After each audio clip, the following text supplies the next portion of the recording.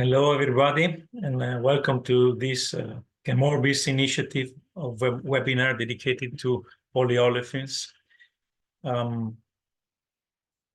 Let's go to see the agenda of this presentation. So first few words about ChemOrbis for those who don't know us. Then we will look at the current market dynamics for monomers and polymers, of course, and looking at price trends. We will look at the margins analysis. We'll talk about new capacities and production issues. And finally, the import-export trends, all created with the new tools of ChemOrbis that I'll show you later. And then dedicate a few words to the evolution of prices in the future, and draw some conclusions. First, let's start with the ChemOrbis. For those who don't know us, ChemOrbis is an independent agency reporting market prices for polymers and also upstream feedstock and so on. The most important feature of ChemOrbis is the neutrality policy. So we tend to report the market as it is, not influenced by either buyers or sellers. Current market dynamics for PE and PP. For PE, the global situation in the key markets is as follows.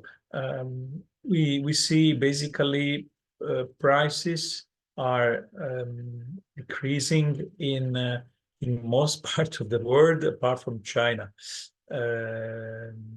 where there is a strange situation where the local prices are stable, even higher, due to the very tight supply control of the producers, and therefore they limit the supply, so the local market is stable or slightly up. Everywhere else in Southeast Asia, Turkey, Middle East, Europe, the prices are starting to go in another directions. So since a few weeks. What we see also in general is a weak demand in all regions, and therefore there is a very strong control by producers, European, Asiatic particularly, to control the supply by limiting the run rates of their plants. For PP, the situation is slightly different.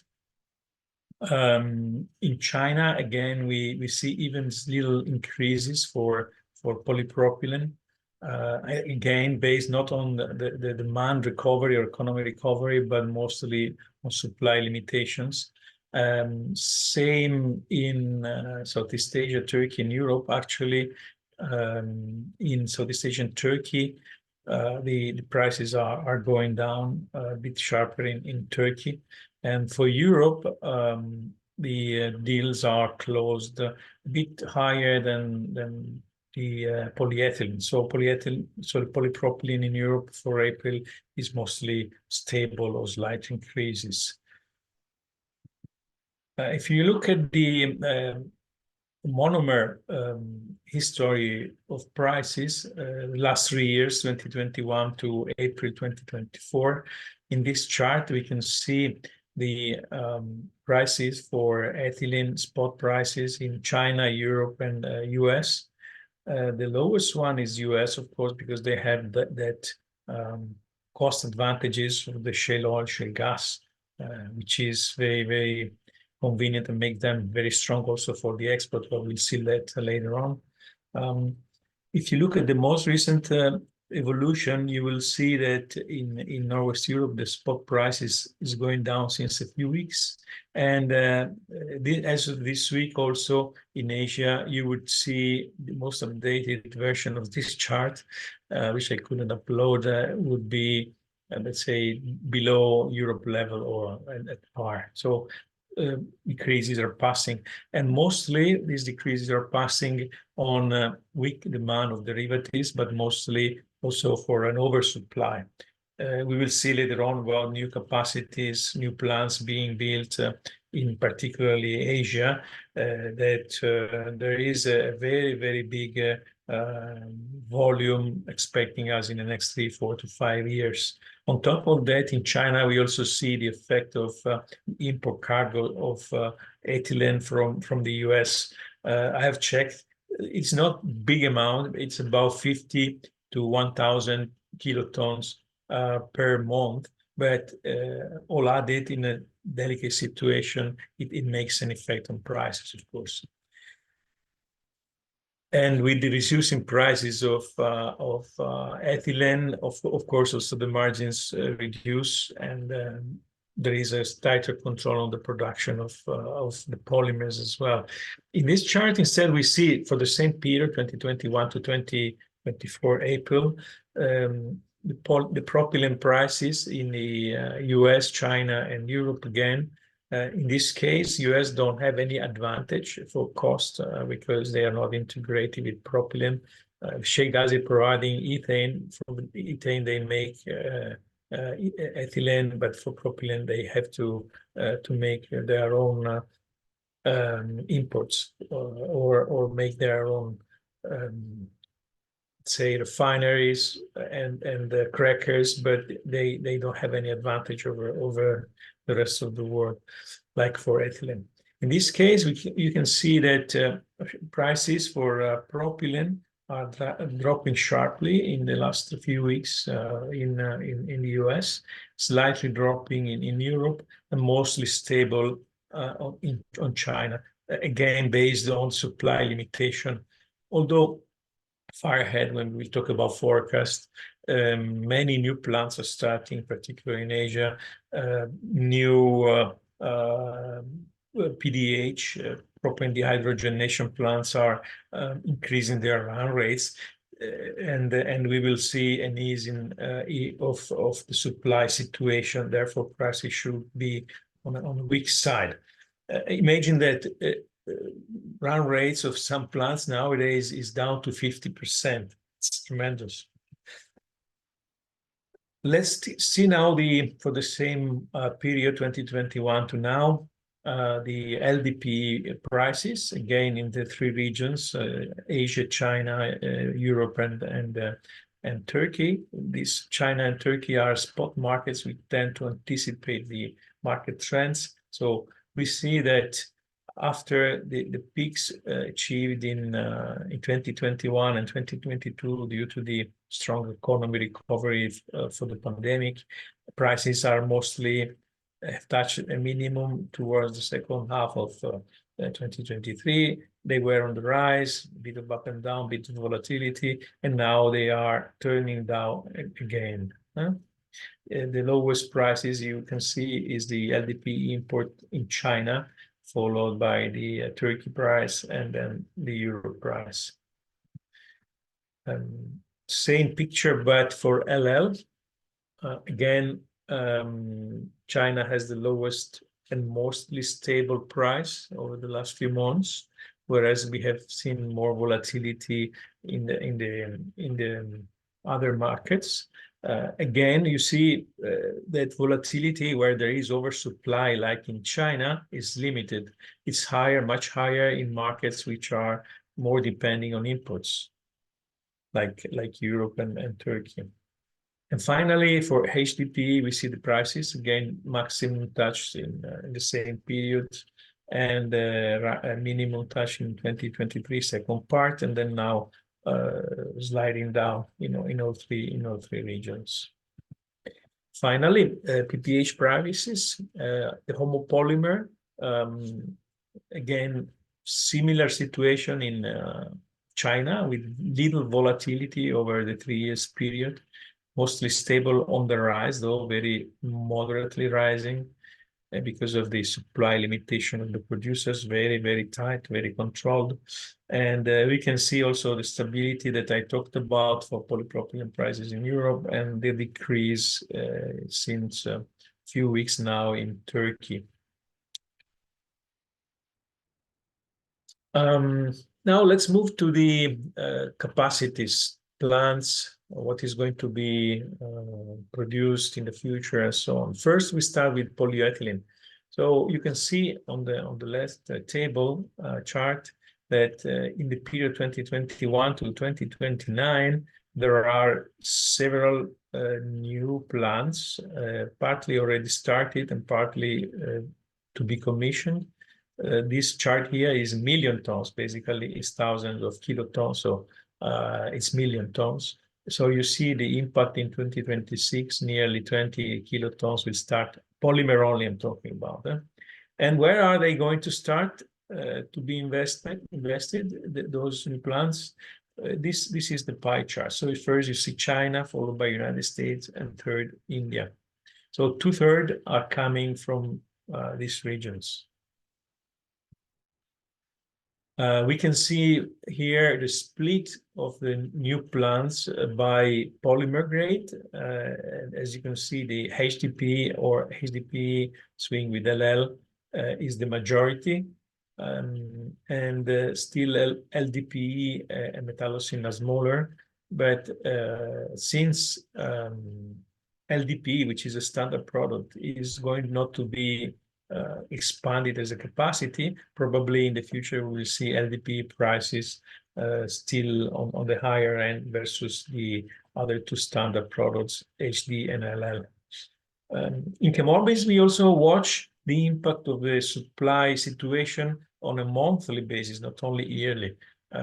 In this chart, you can see current month missing kilotons, minus 6 months plus 6 months ahead. Sorry, it's not missing, but the new tons coming from different regions. New tons, so we take the plant's nameplate capacity divided by 12, and then we see the monthly impact on each region.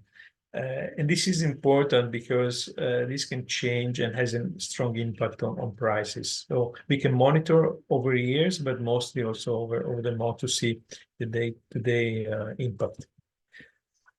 On ethylene, same picture as for polyethylene, but we see the new plants construction for ethylene. Again, we see major construction in major startup in 2026, and the most of it is again in China, followed by United States, and third is Korea this time. Keep in mind that only China new capacities in this period is more than 40 million tons, 46 in the whole period. So it's tremendous. For polypropylene, now we look at the new build of plants for the same period. Again, we see major impact already from this year and next year, where, again, we see China is even more important, has a bigger share in this case for polypropylene. The other countries are India and Korea, South Korea. So if you put together these three, you have about 3/4. And China alone is accounting for 37 million tons. We will see later on the import-export trading and so on, what is the effect of these new plants. For propylene instead, we see that, again, it goes together with the polymer, of course, mostly the plants are integrated. And we see a major construction already this year and followed by next year and other investments, but smaller in the years ahead. But total new C3 capacities for China account for about 50 million tons in this period. Again, they are followed by India and by Saudi Arabia in this case. Let's move now to the import-export trades. Very interesting pictures and data that we can analyze very easily thanks to the new tools of ChemOrbis. It's called StatsWizard Pro. For those who have, they know what I'm talking about. It's like an import-export analysis dashboard, but on steroids. It's super. It gives in few seconds access to very, very detailed data and up to date and with charts and tables and so on. One of the charts that I want to show you is the last 4 years trends for top 10 importers in polyethylene. Okay, so you can see that in 2020, the top 10 accounted for about 38 million tons. In 2023, they accounted for about 36.7 million tons. This is the split for 2023. First is China with this orange bar, followed by India, and then by United States. United States not only export, but they also import. I would like, you can see also the evolution over the year. You see, the record import for PE for China was in 2020. They decreased in the last 3 years, but they increased a bit in 2023 to 15 tons. Here they were below 14 or something. So China is always hungry for PE, even if they install new capacities. But look at India, for example. India is steadily growing year by year. India is a new attraction point for polyolefin exports. The total PE trade in 2023 was about 60 million tons. Okay. Now we see on the other side, who are the exporters? The top 10 exporters for the last 4 years. We see that in 2023, the top exporter was not Saudi, but was US. And you can see the US increased a lot over 2021 and 2022 to about 12 million tons, followed by Saudi Arabia and then by Canada and UAE. We have to look now at, thanks to the tool of ChemOrbis, to the detailed partners of the exporters and of the importers. In this case, we see who are the partners of the top importers. How can you read this chart? Basically, you see China here, and top 3 China partners were US, you see here, US, in this blue chart here, followed by Saudi, the black, and finally by South Korea. So these are the top 3 suppliers to China for polyethylene. And then you see India and so on. For the third, for example, United States is mostly supplied by Canada. For the top exporters, instead, you see the opposite. Who are the partners of the exporting countries? So the United States, of course, you see China as first, but then second is Mexico, and third is Brazil. For Saudi, the first partner is China, followed by Egypt, in second place, and Singapore, or the second or third, I can't remember now, and so on. Now we look at the polypropylene situation. Again, top 10 importers in the last 4 years. And you see the 2023 details. The first country is still China, with about 4 million tons, followed by Turkey, 2.5, and India, 1.8. Again, you can see the year-over-year trends, and you can see clearly that from the maximum of 2020, China decreased, and 2023 was the lowest amount they imported over the last 4 years. That's because they installed so many new capacities. You can see also the growth of India again here, and the stability, I would say, of Turkey, still very important in market for exports. For the top 10 exporters, we see instead over the last 4 years who exported. And for 2023, the top exporter was Saudi with 4.5 million tons, followed by South Korea, and then the United States. And now we see the details of the partners. For the importers, we see China was the first supplier to China for polypropylene was South Korea, followed by Singapore, and then UAE. For Turkey, the top exporting country was Saudi, of course, but then it was Russia, this black dot here, followed by South Korea. You know, Turkey doesn't have the sanctions imposed by the UN versus Russia. For the exporting countries, you see Saudi, their major outlet market is Turkey here, followed by India and China. South Korea exporting mostly in China, of course, because they are close by, Vietnam, and then Turkey, and so on. But you can see the detail, and it's very powerful chart. Now, for the last part, of course, I didn't tell you, but this presentation will be shared with you later on, so don't worry about that. You will be able to ask questions at the end, and we will go through those questions, no problem. For the last part, I want to talk about price forecast, price trend that we foresee for the next 12 months. We have dedicated polymer monthly reports. And in these reports, we consider every month the variation of the medium long-term factors, which are fewer, of course, than the short-term factors. First, we wait for the oil futures, energy prices, and so on. We take into account the new capacities I showed you before, take into account the seasonality, and of course, the economic growth, wherever it is available, of course.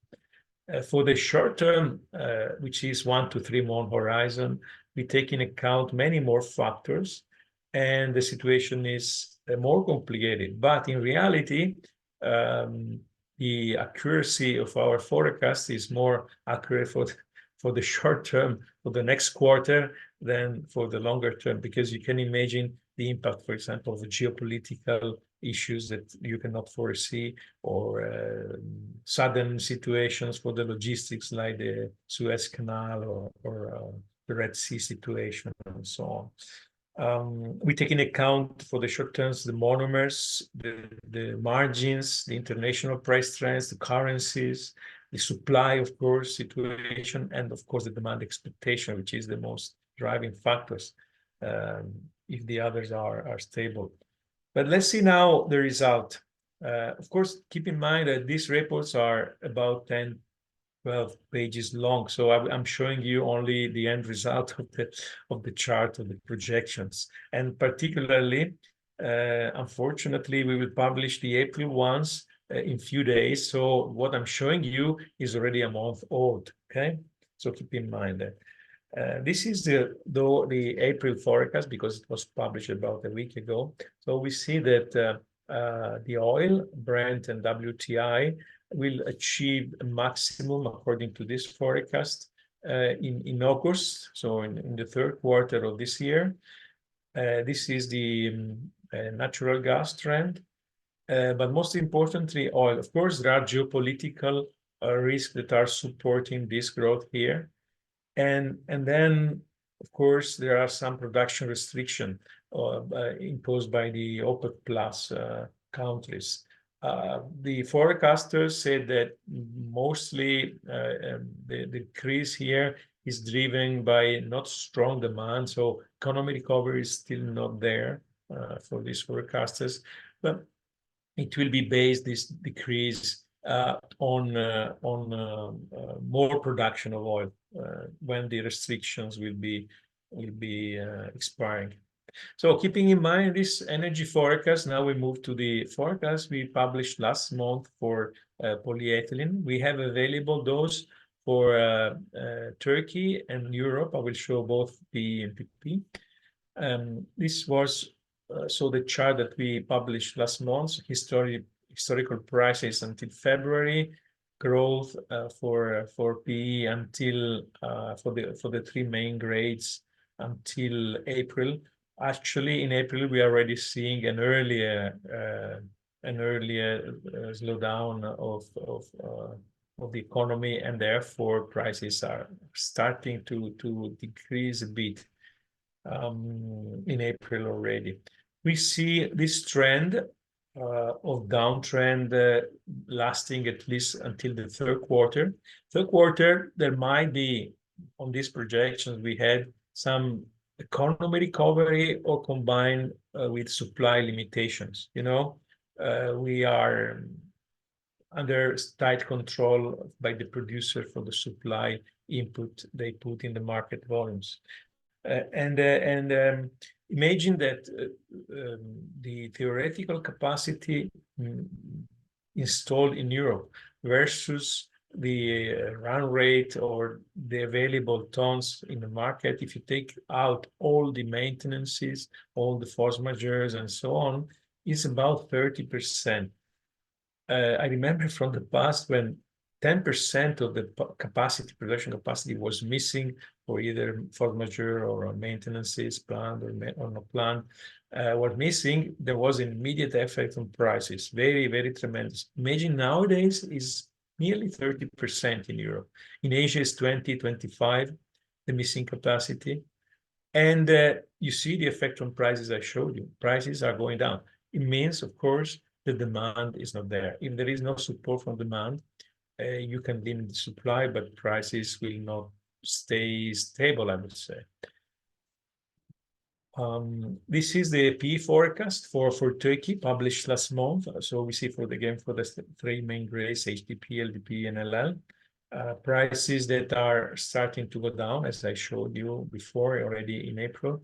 This downtrend should last for until July. So in Turkey, our colleagues forecasted the recovery, but mostly again, there will be a situation in the market where the economy might recover, or the imports might be less aggressive, and therefore the prices will be sustained. But what you can see is also that this increase that we are talking about is about $30-50 per ton. So small volatility versus what I showed you at the beginning, where you could see volatility of several triple digits over the period. Here we are talking about a smaller range. For polypropylene, instead, we can see the forecast for Europe.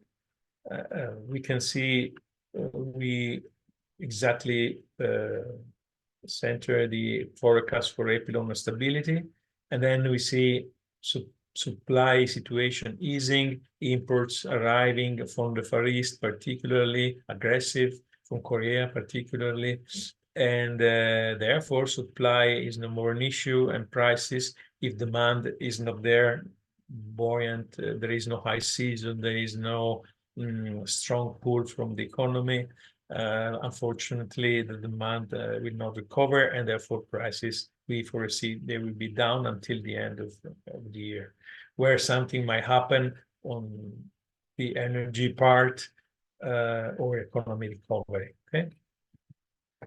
For Turkey, we can see that prices are going down already, like for polyethylene. And we can see that the variation that we see, we forecasted for the second part of the year in the third quarter, is really very, very limited. But at least we don't foresee prices going down further than that. Okay, that's what is the key message, I would say. So conclusions. We've seen that there are the new capacities, not only for polymers, but for monomers as well, which will start up in the next 5 years. This will have a dramatic effect because the plants are there, they have been commissioned, they are there to start. Sooner or later, maybe there will be some delay if the economy is not good enough, but they will start. Of course, they will start in Asia mostly, and this will have an impact because China will be less dependent from the imports from the other parts that I showed before. Because of the cost competitive situation, we will see America, US mostly, but also Canada, exporting more PE even than in the past. Record year will be in 2024 probably. We have seen that for polypropylene, the trend for PP imports is already decreasing. It's an important, massive impact. And actually, we have seen exports starting. In 2023, the exports for China, mostly in the region, Southeast Asia and so on, were about 1.3 million tons. not small, but not so big. But with the new capacity, probably this will grow as well. We have seen also another important factor that India is becoming an important hub for attracting imports, polyolefins, which is growing year by year. And for the forecasted prices, if I would try to make a synthetic comment, we can see in the months ahead, 12 months ahead, higher volatility, but within a smaller range than in the past, particularly in Turkey, but also in Europe, it's limited. Okay, we can stop the recording now.